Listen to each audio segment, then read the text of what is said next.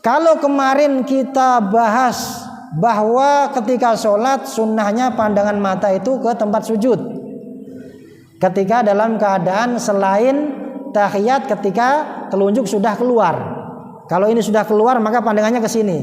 Tapi di dalam kitab ini dirinci lagi, lebih rinci lagi.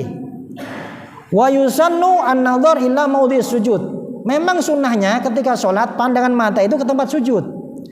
Li'annahu ad'a ilal khusyuk, karena itu bisa membantu kita supaya sholat kita lebih khusyuk. Tapi wa ba'dul ulama fassola. Tapi para ulama ada yang merinci lagi. Fa fil qiyami yanzuru ila maudhi'is sujudihi. Kalau dalam keadaan berdiri, ya, itu pandangannya ke tempat sujud. Wa fir ruku, ketika ruku yanzur ila maudhi qadamaihi. Ketika ruku kita melihat ke kedua kaki kita.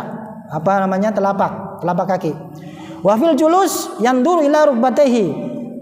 Ketika kita duduk, ya, baik itu ketika tahiyat ataupun di antara dua sujud, maka pandangannya ke kedua lutut. Wa fi tasyahhud inda qauli illallah yarfa'u sabbabatahu al-yumna wa yanzuru ilaiha. Kemudian ketika tasyahud itu kan sunnahnya asyhadu alla ilaha illallah. Ini ketika sudah keluar maka pandangan kita ke sini, ke telunjuk ini. Wa yanzuru ilaiha. Wa idza kana bil Masjidil Haram. Nah, ini kalau kita sedang di Masjidil Haram yang biasa umrah atau haji. Wa idza kana bil Masjidil Haram wa amamahu Ka'bah asy-Syarifah nadhara ilaiha. Kalau kita di Masjidil Haram atau di depan Ka'bah, maka pandangan kita ke Ka'bah. Nah, ini ada yang mengatakan seperti itu. Wa idza kana 'alal ardi nuqushun aw rusumun sataltahi idza nadhara ilaiha nadhara ila amamahu. Atau misalnya begini lagi. Kalau kita menghadap ke bawah, sementara di bawah ini keramiknya ataupun sajadahnya ini ada gambaran-gambaran, lukisan-lukisan yang bisa membuyarkan konsentrasi kita. Nah, itu kita boleh tidak menghadap ke tempat sujud, tapi kita menghadap ke depan. Nah, ini ada pandangan seperti itu. Kemudian wa fi sholatil janazah yanzuru ilaiha. Kalau ketika sholat janazah, maka kita menghadap ke janazah yang disolatkan itu. Ini kalau sholat janazah. Wa hadza qaulul khatib. Nah, ini menurut Imam Khatib Asy-Syirbini, ya.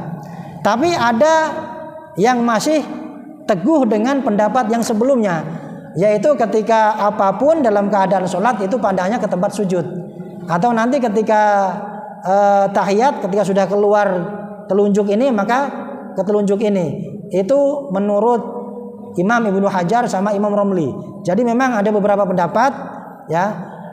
Tergantung bagaimana kita menyesuaikan, ya. Yang bisa menjadikan kita lebih khusyuk yang mana? Silakan dilakukan.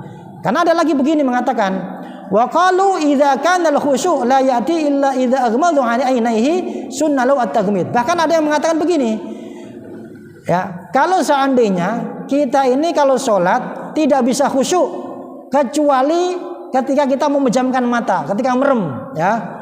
Jadi ada orang nggak bisa khusyuk sholatnya kecuali dalam keadaan memejamkan mata. Maka sunnahnya dia memejamkan matanya, nah, merem. Jadi ini pandangannya lebih luas lagi. Li'annal khusyuk lubbus shalah. Kenapa alasannya? Karena khusyuk adalah inti daripada sholat. Maka ada hadis yang mengatakan sholat kita itu akan dipahala oleh Allah tergantung berapa lama kita khusyuk ketika mengerjakan sholat. Nah, kira-kira ketika sholat itu kita berapa detik atau berapa menit khusyuknya itu, ya.